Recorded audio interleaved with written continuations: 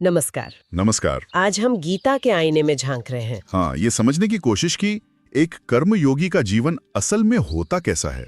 और साथ ही यज्ञ, ये शब्द हम सुनते तो हैं, पर गीता में इसकी क्या अलग अलग परतें हैं। बिल्कुल, हमारा स्रोत है गीता ज्ञान के कुछ अंश और मकसद है कर्मयोग और यज्ञ की गहराई को छूना। तो अक्सर जैसे लोग सोचते हैं यज्ञ माने हवन कुंड और आहुति, हाँ, वो एक रूप है। पर क्या ये इससे कहीं ज्यादा बड़ा कॉन्सेप्ट है? मतलब क्या हमारा हर काम, हर सांस भी एक यज्ञ हो सकता है? यही तो दिलचस्प सवाल है। चलिए इसी पर बात करते हैं। तो शुरू करते हैं कर्मयोगी से। ठीक है। है कौन ये कर्मयोगी? गीता क्या कहती है? देखिए, गीता के हिसाब से कर्मयोगी वो है जो निराशी है। निराशी मतलब आशाओं से रहित। हाँ, जिसकी कोई उम्मीदें या एक्सपेक्टेशंस नहीं है, और साथ ही यत चित्तात्मा, यानी मन और इंद्रियां काबू में। बिल्कुल। और तीसरी बात, त्यक्त सर्वपरिग्रह, मतलब जिसने संग्रह छोड़ दिया है, जरूरत से ज्यादा कुछ नहीं रखता। कर्म। शारीरम केवलम कर्म। हाँ, मतलब सिर्फ शरीर को बनाए रखने के लिए जो जरूरी है बस उतना कर्म करता है। और इसका नतीजा? नतीजा ये कि ऐसा कर्म करने वाला पाप से लिप्त नहीं होता। कुर्वन्नाप्नोति किल्बिषम, मतलब उसे कोई पाप नहीं लगता, क्योंकि उसमें कोई स्वार्थ या इच्छा नहीं जुड़ी। एग्जैक्टली। वो कर्तापन का भाव ही नहीं होता कि मैं कर रहा हूँ, ये बस हो रहा है शरीर की जरूरत के लिए। ये मानसिक अनासक्ति है। तो अगर कोई इस स्टेट में है जहाँ कोई पर्सनल इच्छा नहीं, मोह नहीं, तो फिर दुनिया के जो उतार चढ़ाव है, सुख दुख, सफलता असफलता, हाँ, उनका क्या असर होता है? वही। वो कैसे डील करता होगा इनसे? यही गीता समभाव की बात करती है। बड़ा महत्वपूर्ण कॉन्सेप्ट है समभाव। हाँ, कर्मयोगी वो है जो यदृच्छा लाभ संतुष्टो है। यदृच्छा लाभ संतुष्ट यानी? मतलब जो अपने आप बिना ज्यादा कोशिश के मिल जाए उसी में खुश रहता है, संतुष्ट। अच्छा। और वो द्वंद्वातीत तो होता है। द्वंद यानी सुख दुख, मान अपमान। हाँ, इन जोड़ों से, इन द्वंद्वों से वो ऊपर उठ चुका होता है। विमत्सरः भी कहा है, मतलब किसी से ईर्ष्या नहीं। और सफलता सफलता में बिल्कुल एक जैसा रहता है। समः सिद्धाव सिद्धों, चाहे सिद्धि मिले या असिद्धि, मन एक सा रहता है। ये तो सुनने में बहुत ऊंची अवस्था लगती है। रोजमर्रा की जिंदगी में इसे साधना, जैसे कोई इम्तिहान दिया, नतीजा कुछ भी आए, या कोई प्रोजेक्ट किया, सफल हो या ना हो, मन शांत रहे। मुश्किल तो है पर नामुमकिन नहीं। और यही समभाव जो है, ये कर्म के फलों से डिटैचमेंट का बेस है। जब आप नतीजे से जुड़े में ही हैं, तो फिर मन शांत रहता है। और इसीलिए गीता कहती है कि ऐसा व्यक्ति कर्म करके भी बंधता नहीं, कृत्वापि न निबध्यते। कर्म बंधन में नहीं फंसता। हाँ, वो फ्री रहता है, मानसिक रूप से स्वतंत्र। अच्छा, तो इस अनासक्ति और संभाव तक पहुंचने में ज्ञान का क्या रोल है?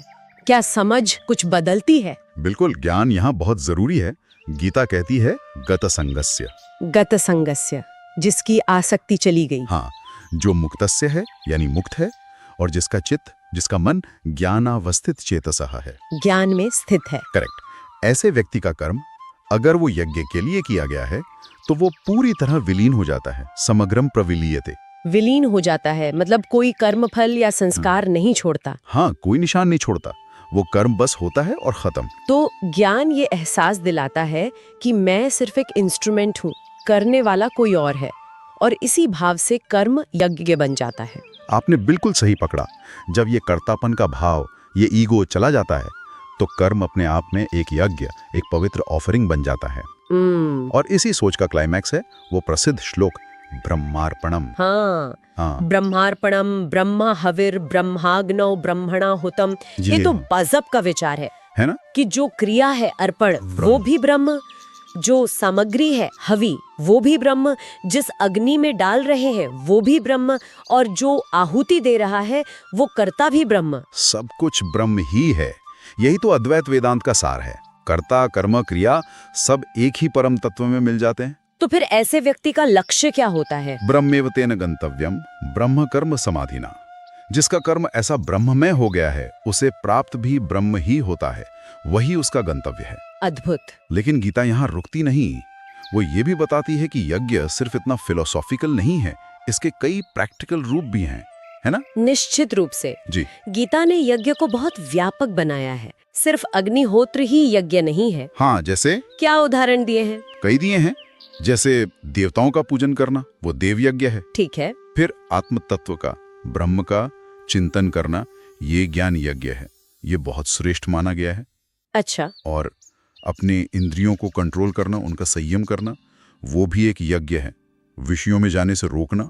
और वो प्राणायाम वाला भी है शायद। हाँ, प्राण और अपान वायु का संयम यानी प्राणायाम, वो भी एक यज्ञ का रूप है।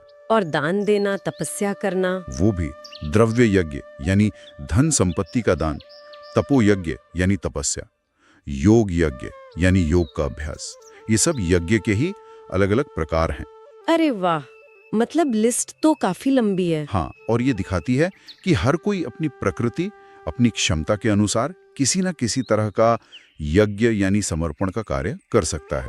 मतलब सांस लेना भी यज्ञ हो सकता है अगर उसे सही भाव से किया जाए। हो सकता है, अगर उसमें वो चेतना हो, वो समर्पण का भाव हो।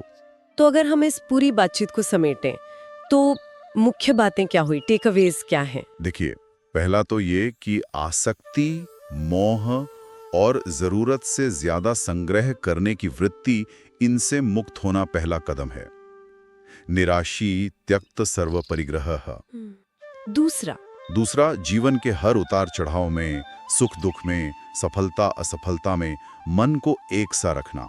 समभाव, समः सिद्धा व सिद्धो, ये कर्म बंधन से बचाता है। ठीक है। तीसरा, ज्ञान का महत्व। जब समझ आ जाता है कि सब कुछ ब्रह्म ही है और मैं करता नहीं, तो कर्म अपने आप यज्ञ बन जाता है। ज्ञानावस्थित चेतसः। और चौथा, सबसे ऊंची दृष्टि, हर चीज में, हर क्रिया में, हर कर्ता में उसी एक ब्रह्म को देखना। ब्रह्मार्पणम। तो निचोड़ ये निकला कि कर्म योग सिर्फ कर्म करना नहीं है, बल्कि एक खास एटीट्यूड, एक अनासक्ति के साथ कर्म करना है। बिल्कुल। और यज्ञ सिर्फ हवन कुंड तक सीमित नहीं, बल्कि जीवन की हर क्रिया को अगर सही भाव से करें तो ईश्वर को समर्पित किया जा सकता है। एकदम सही कहा आपने। तो चलिए आज की चर्चा को यहीं विराम देते हैं, लेकिन श्रोताओं के मन में एक विचार छोड़ जाते हैं। जरूर। क्या हमारे रोज के काम, बहुत साधारण से काम, खाना बनाना हो, अपना ऑफिस का काम निपटाना हो, किसी की छोटी सी मदद करना हो, क्या ये सब भी एक महान यज्ञ का रूप ले सकते हैं? अगर इन्हें निष्काम भाव से, ईश्वर अर्पण बुद्धि से किया जाए। हाँ, इस पर सोचिएगा जरूर। और अगली बार हम ज्ञान यज्ञ पर और विस्तार से बात करेंगे, जानेंगे कि गीता उसे क्यों इतना महत्वपूर्ण मानती है। जरूर। तब तक के लिए जय श्री कृष्ण। जय श्री कृष्ण।